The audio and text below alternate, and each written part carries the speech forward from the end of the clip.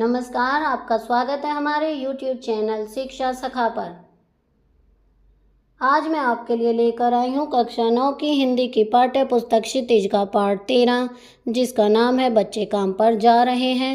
इस वीडियो में हम इस पाठ का सार, शब्दार्थ, सरलार्थ, प्रश्नाभ्यास और बहुविकल्पीय प्रश्नोत्तर करेंगे। पिछली वीडियो में मैंने आपको पाठ 12 मेघ आए पाठ का सार, शब्दार्थ, सरलार्थ, प्रश्नाभ्यास और बहुविकल्पीय प्रश्नोत्तर करवाए थे। अगर आप मेरे चैनल पर नए हैं और अभी तक आपने मेरे चैनल को सब्सक्राइब नहीं किया है तो प्लीज़ मेरे चैनल को सब्सक्राइब कर लें और बेल आइकन को ज़रूर दबाएं। मैंने अपने चैनल की प्लेलिस्ट में सब्जेक्ट वाइज लिस्ट डाली हुई है। आप जिस भी सब्जेक्ट के लेसन को देखना चाहते हैं मेरे चैनल की प्लेलिस्ट में जाकर उसे देख सकते हैं। तो चलिए शुरुआत करते हैं। पाठ 13 बच्चे काम पर जा रहे हैं। तो पहले हम जानेंगे राजेश जोशी के बारे में। राजेश जोशी का जन्म सन 1946 में मध्य प्रदेश के नरसिंहगढ़ जिले में हुआ। उन्होंने शिक्षा पूरी करने के बाद पत्रकारिता शुरू की और कुछ सालों तक अध्यापन किया। राजेश जोशी ने कविताओं के अलावा कहानियाँ, नाटक, लेख और टिप्पणियाँ भी लिखीं। साथ ही उन्होंने कुछ नाट्य रूपांतर भी किए हैं। कुछ लघु फिल्मों के लिए पटकथा लेखन का कार्य भी किया। उन्होंने भर्तरी की कविताओं की अनुरचना, भूमि का कल्पतरु, यह भी एवं मायकोवस्की की कविता का अनुवाद पतलून पहिना बादल नाम से किया है। कई भारतीय भाषाओं के साथ साथ अंग्रेजी, रूसी और जर्मन में भी राजेश जी की कविताओं के अनुवाद प्रकाशित हुए हैं। राजेश जोशी के प्रमुख काव्य संग्रह हैं एक दिन बोलेंगे पेड़, मिट्टी का चेहरा, नेपथ्य में हंसी और दो पंक्तियों के बीच। उन्हें माखनलाल चतुर्वेदी पुरस्कार, मध्य प्रदेश शासन का शिखर सम्मान और साहित्य अकादमी पुरस्कार से सम्मानित किया गया है। राजेश जोशी की कविताएं गहरे सामाजिक अभिप्राय वाली होती हैं। वे जीवन के संकट में भी गहरी आस्था को उभारती हैं। उनकी कविताओं में स्थानीय बोली, बानी, मिजाज और मौसम सभी कुछ व्याप्त है। उनके काव्यलोक में आत्मीयता तथा लयात्मकता है तथा मनुष्य को बचाए रखने काव्यलोक में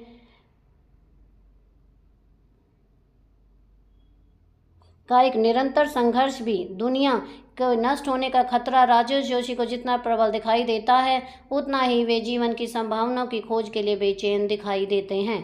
प्रस्तुत कविता में बच्चों से बचपन छीन लिए जाने की पीड़ा व्यक्त हुई है। कवि ने उस सामाजिक आर्थिक विडंबना की ओर इशारा किया है जिसमें कुछ बच्चे खेल, शिक्षा और जीवन की उमंग से वंचित हैं। ये कविता है और ये इसके प्रश्नाभ्यास हैं। इसमें 8 प्रश्नाभ्यास हैं। ये शब्दार्थ हैं। कोहरा माने धुंध, मदरसा माने विद्यालय, हस्ब मामूल माने यथावत। अब हम यहाँ पर इसका सार करेंगे। इस कविता में बच्चों से बचपन छीन लिए जाने की पीड़ा व्यक्त हुई है। कवि ने उस सामाजिक आर्थिक विडंबना की ओर इशारा किया है जिसमें कुछ बच्चे खेल, शिक्षा और जीवन की उमंग से वंचित हैं। कवि कहता है कि बच्चों का काम पर जाना आज के ज़माने में बड़ी भयानक बात है। यह उनके खेलने, कूदने और पढ़ने लिखने के दिन हैं, फिर भी वे काम करने को मजबूर हैं। उनके विकास के लिए सभी चीज़ों के रहते हुए भी उनका काम पर जाना कितना भयानक है बात है। अपनी कविता के माध्यम से वह समाज को जागृत करना चाहते हैं ताकि बच्चों के बचपन को काम की भट्टी में झोंकने से रोका जाए। शब्दों के अर्थ: कोहरा माने धुंध, मदरसा माने विद्यालय, हस्ब मामूल माने यथावत, अंतरिक्ष माने आकाश, पंक्ति माने कतार, एकाएक माने अचानक। अब हम इस पाठ की व्याख्या करेंगे। नंबर 1, कोहरे से ढकी सड़क पर बच्चे काम पर जा रहे हैं। सुबह सुबह बच्चे काम पर जा रहे हैं हमारे समय की सबसे भयानक पंक्ति है। यह भयानक है, इसे वितरण की तरह लिखा जाना चाहिए। से सवाल की तरह काम पर क्यों जा रहे हैं बच्चे। शब्दार्थ है कोहरा यानी धुंध, विवरण माने व्याख्या। उपरोक्त पंक्तियों में कवि कहते हैं कि सुबह सुबह जब पूरी सड़क पर धुंध छाई है और कड़ाके की ठंड पड़ रही है उस समय बच्चे काम पर जा रहे हैं। आशय यह है कि बच्चे मजदूरी करने के लिए या रोजी रोटी कमाने के लिए घर से सुबह सुबह ठंड में निकलकर काम पर जा रहे हैं। कवि आगे कहते हैं कि बच्चे काम पर जा रहे हैं। यह हमारे समय अर्थात वर्तमान की सबसे भयानक पंक्ति है। ऐसा कवि इसलिए कहते हैं क्योंकि जिस उम्र में बच्चों को खेलना कूदना चाहिए, स्कूल जाना चाहिए, मौज मस्ती करनी चाहिए, उस समय वो अपने गरीब माँ बाप की जिम्मेदारियों को बांटने के लिए, अपने घर की आर्थिक स्थिति सुधारने के लिए अपना बचपन कुर्बान कर रहे हैं और वह ऐसा करने के लिए विवश हैं, मजबूर हैं। इससे ज़्यादा भयानक क्या हो सकता है। कवि इस समस्या से भयानक इस बात को मानते हैं कि हम लोग इस समस्या को एक विवरण की तरह लिखते हैं, अर्थात इस समस्या को किसी लेख की तरह लिखने से अथवा कागजों में आंकड़े इकट्ठे करने से कुछ भी हासिल नहीं होगा। हमें यह बात किसी सवाल की तरह पूछना चाहिए कि ऐसी क्या स्थितियां बन गईं कि छोटे छोटे बच्चों को पढ़ने लिखने, खेलने कूदने की उम्र में काम पर जाना पड़ रहा है। आखिर क्यों उनसे उनका बचपन छीनकर उन पर काम का बोझ डाला जा रहा है। क्या अंतरिक्ष में गिर गई है सारी गेंदें, क्या दीमकों ने खा लिया है सारी रंग बिरंगी किताबों को, क्या काले पहाड़ के नीचे दब गए हैं सारे खिलौने, क्या किसी भूकंप में ढह गई हैं सारे मदरसे की इमारतें, क्या सारे मैदान, सारे बगीचे और घरों के आंगन खत्म हो गए हैं एकाएक। शब्दार्थ अंतरिक्ष के वातावरण से बाहर। दीमक चींटी की जाति का सफ़ेद रंग का एक छोटा कीड़ा जो समूह में रहता है। भूकंप माने भूचाल, डैम माने गिरना, मदरसा माने विद्यालय। व्याख्या। उपरोक्त पंक्तियों में कवि एक साथ कई सारे सवाल करते हुए कहता है कि क्या बच्चों के खेलने वाली सारी गेंदें अंतरिक्ष में गिर गई हैं, या फिर उनकी रंग बिरंगी सारी किताबों को दीमकों ने खा लिया है, क्या बच्चों के सारे खिलौने किसी काले पहाड़ के नीचे दब गए हैं, या फिर सारे स्कूलों के भवन किसी भूकंप के कारण तहस नहस हो गए हैं, क्या अचानक सारे खेल के मैदान, सारे बाग बगीचे और घरों के आंगन खत्म हो गए हैं। कहने का आशय यह है कि बच्चों का बचपन खेलते हुए बीतना चाहिए, रंग बिरंगी किताबों को पढ़ते हुए बीतना चाहिए, खिलौनों से खेलते हुए बीतना चाहिए, बच्चों को स्कूल जाना चाहिए, मैदानों में उछल कूद करनी चाहिए, बाग बगीचों में शरारतें करनी चाहिए, घरों के आंगनों में चहल पहल मचानी चाहिए। लेकिन ऐसा क्या हो गया कि जिस वजह से इन बच्चों को अब काम पर जाना पड़ रहा है। कवि पूछते हैं कि आखिर क्यों इन बच्चों को काम पर जाना पड़ रहा है। क्या बच्चे के बचपन किसी खेल व जगह समाप्त हो गए हैं। नंबर 3, तो फिर बचा ही क्या है इस दुनिया में। कितना भयानक होता अगर ऐसा होता। भयानक है, लेकिन इससे भी ज़्यादा यह है कि सारी चीज़ें हस्ब मामूल पर दुनिया की हजारों सड़कों से गुजरते हुए बच्चे, बहुत छोटे छोटे बच्चे काम पर जा रहे हैं। हस्ब मामूल यथावत। व्याख्या। उपरोक्त पंक्ति में कवि कहता है कि अगर बच्चों की सारी गेंदें अंतरिक्ष में गिर गईं और खेल के सभी मैदान खत्म हो गए, किताबों को दीमकों ने खा लिया, बाग बगीचों सभी समाप्त हो गए हैं, तो फिर दुनिया में बचा ही क्या है। कवि कहते हैं कि अगर यह सब सच होता तो यह सच में बहुत भयानक होता। लेकिन इससे भी ज़्यादा भयानक बात तो यह है कि बच्चों की सारी गेंदें, खेल के सभी मैदान, बच्चों की किताबें, सभी स्कूल, बाग बगीचे व घरों के आंगन, ये सब पहले जैसा ही अपनी जगह यथावत है। अर्थात सभी कुछ मौजूद है, लेकिन सब कुछ पहले जैसा होने के बावजूद भी इन बच्चों को काम पर जाना पड़ रहा है। यह सबसे ज़्यादा भयानक बात है। दुनिया की हजारों सड़कों से हर रोज़ हजारों बच्चे काम के लिए जा रहे हैं। बहुत छोटे बच्चे अपना बचपन भूलकर काम करने के लिए जा रहे हैं। अब हम इसके प्रश्न अभ्यास करेंगे। पहला प्रश्न है, कविता की पहली 2 पंक्तियों को पढ़ने तथा विचार करने से आपके मन में जो भी चित्र उभरता है उसे लिखकर व्यक्त कीजिए। इसका उत्तर है, कविता की पहले 2 पंक्तियों को पढ़ने तथा विचार करने से बाल मजदूरी का चित्र उभरता है।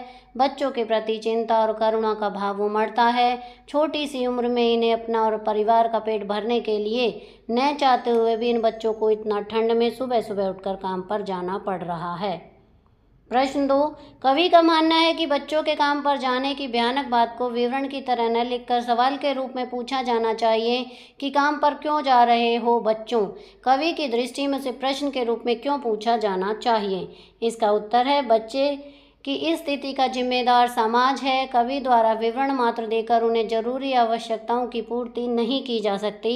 इसके लिए समाज को इस समस्या से जागरूक करने के लिए तथा ठोस समाधान ढूंढने के लिए इस बात को प्रश्न के रूप में पूछा जाना उचित होगा। लोगों को बैठ विमर्श कर इस समस्या का उचित समाधान करना होगा। प्रश्न 3, सुविधा और मनोरंजन के उपकरण से बच्चे वंचित क्यों हैं। उत्तर है सुविधा और मनोरंजन के उपकरणों से बच्चों के वंचित रहने के मुख्य कारण सामाजिक व्यवस्था और आर्थिक मजबूरी है। समाज के गरीब तबके के बच्चों को न चाहते हुए भी अपने माता पिता का हाथ बटाना पड़ता है। जहाँ जीविका के लिए इतनी मेहनत करनी पड़ती है, तब सुख सुविधाओं की कल्पना करना असंभव सा लगता है। प्रश्न 4, दिन प्रतिदिन के जीवन में हर कोई बच्चों को काम पर जाते देख रहा है, फिर भी किसी को कुछ अटपटा नहीं लगता। इस उदासीनता के क्या कारण हो सकते हैं? इस उदासीनता के कई कारण हैं। लोग आत्म केंद्रित होने के साथ संवेदनहीन भी हो रहे हैं। उन्हें सिर्फ अपने काम से मतलब होता है, दूसरों के कष्टों को वे जानने समझने का प्रयास नहीं करते। कई लोगों में जागरूकता की भी कमी है। उन्हें यह भी नहीं पता कि पढ़ाई हर बच्चे का मौलिक अधिकार है। वे सिर्फ ईश्वर और बच्चों के भाग्य को दोष देते हैं। प्रश्न 6, बच्चों का काम पर जाना धरती के एक बड़े हादसे के समान क्यों है? इसका उत्तर है बच्चे इस देश का भविष्य हैं। यदि बच्चे पढ़ लिख नहीं पाते, तब हमारे देश की आने वाली पीढ़ी भी पिछड़ी होगी। देश का भविष्य अंधकारपूर्ण होगा। उन्हें उनके बचपन से वंचित रखना अपराध तथा अमानवीय कर्म है। इसलिए बच्चों का काम पर जाना धरती के एक बड़े हादसे के समान है। प्रश्न 8, रचना और अभिव्यक्ति। आपके विचार से बच्चों को काम पर क्यों नहीं भेजा जाना चाहिए? उन्हें क्या क्या करने के मौके मिलने चाहिए? उत्तर है मेरे विचार से बच्चों को काम पर बिल्कुल नहीं भेजा जाना चाहिए। कारण बच्चों की उम्र कच्ची होती है, उनके मन भावुक हैं। बच्चे खेलने, खाने और सीखने की उम्र है। उन्हें पर्याप्त कोमलता और संरक्षण की आवश्यकता होती है। बच्चों को काम पर भेजना उनके बचपन को छीनना है। इसके चलते वे शिक्षा, खेल और जीवन की उमंग से वंचित रह जाते हैं। उससे उनका शोषण होता है। इसलिए बचपन में सभी को पढ़ने, खेलने, कूदने का अवसर मिलने के साथ साथ अन्य सुविधाएं भी समान रूप से उपलब्ध होनी चाहिए। अब हम इसके बहुविकल्पीय प्रश्न उत्तर करेंगे। पहला प्रश्न, बच्चों का काम पर जाना किसके समान है? ए पागलपन, बी एक हादसे के, सी एक बुराई के, डी एक लहर के। इसका सही उत्तर है बी एक हादसे के। प्रश्न 2, हमारा किस ओर रवैया उदासीन बना रहता है? ए अपने जीवन में होने वाली दुखद घटनाओं की ओर, बी मार्ग में हो रहे हादसों की ओर, सी गरीब और श्रमिक बच्चों की ओर, डी देश के खराब होते हालातों की ओर। इसका सही उत्तर है सी गरीब और श्रमिक बच्चों की ओर। प्रश्न 3, सुबह सुबह बच्चे कहाँ जा रहे हैं? ए मंदिर, बी काम पर, सी विद्यालय, डी बाजार। इसका सही उत्तर है बी काम पर। प्रश्न 4, यह कविता किसके इर्द गिर्द घूमती नजर आती है? ए कवि के बाल्यकाल की घटना पर, बी देश के भावी पीढ़ी की ओर, सी देश के गरीब तबकों के बच्चों की ओर, डी भूखमरी और अशिक्षा की ओर। इसका सही उत्तर है सी देश के गरीब तबकों के बच्चों की ओर। प्रश्न 5, सुबह के समय सड़कों पर क्या छाया हुआ है? ए धुआं, बी अंधेरा, सी कोहरा, डी धूल। इसका सही उत्तर है सी कोहरा। कवि सर्दी की एक ठिठुरती सुबह क्या देखकर आश्चर्यचकित हो गया था? ए सड़क किनारे एक बच्चा दुर्घटनाग्रस्त पड़ा था, बी अत्यधिक ठंड में कई बच्चे सिमटे बैठे थे, सी कुछ बाल मजदूर जा रहे थे, डी कुछ लोग बिना कंबल ओढ़े जा रहे थे। इसका सही उत्तर है सी कुछ बाल मजदूर जा रहे थे। प्रश्न 7, बच्चों को अपने विकास के लिए किसका अवसर मिलना चाहिए? ए खेलने कूदने का, बी पढ़ने लिखने का, सी सोने का, डी खाने का। इसका सही उत्तर है बी पढ़ने लिखने का। प्रश्न 8, कवि के अनुसार बच्चों के रंग बिरंगी किताबों को किसने खा लिया है? ए चींटियों ने, बी चूहों ने, सी दीमकों ने, डी मधुमक्खियों ने। इसका सही उत्तर है सी दीमकों ने। प्रश्न 9, कवि कहाँ जाकर रात की सांस लेता है? ए जब वह समाज को झकझोर देता है, बी जब वह बाल मजदूरी के सत्य को सबके सामने व्यक्त करता है, सी जब वह देखता है कि सारे आंगन, खिलौने और विद्यालय अपने अपने स्थान पर हैं, डी बच्चे काम पर जाना बंद कर देते हैं। इसका सही उत्तर है सी जब वह देखता है कि सारे आंगन, खिलौने और विद्यालय अपने अपने स्थान पर हैं। प्रश्न 10, बच्चों का कोहरे से ढकी सड़क पर काम करने के लिए जाना किसके लिए चिंता का विषय बन गया है? ए कवि के लिए, बी माता पिता के लिए, सी सरकार के लिए, डी समाज के लिए। इसका सही उत्तर है ए कवि के लिए। प्रश्न 11, बच्चों को किस कारण बचपन में ही काम पर जाना पड़ रहा है? ए अनाथ होने के कारण, बी बीमारी के कारण, सी गरीबी के कारण, डी इनमें से कोई नहीं। इसका सही उत्तर है सी गरीबी के कारण। प्रश्न 12, कवि के अनुसार बच्चों का काम पर जाना कैसी स्थिति है? ए सुखद, बी भयानक, सी गंभीर, डी नीरस। इसका सही उत्तर है बी भयानक। प्रश्न 13, बच्चों को काम पर जाता देख कवि के मन में कैसे भाव उमड़ते हैं? ए करुणा के, बी चिंता के, सी आवेग के, डी उपर्युक्त। इसका सही उत्तर है डी उपर्युक्त सभी।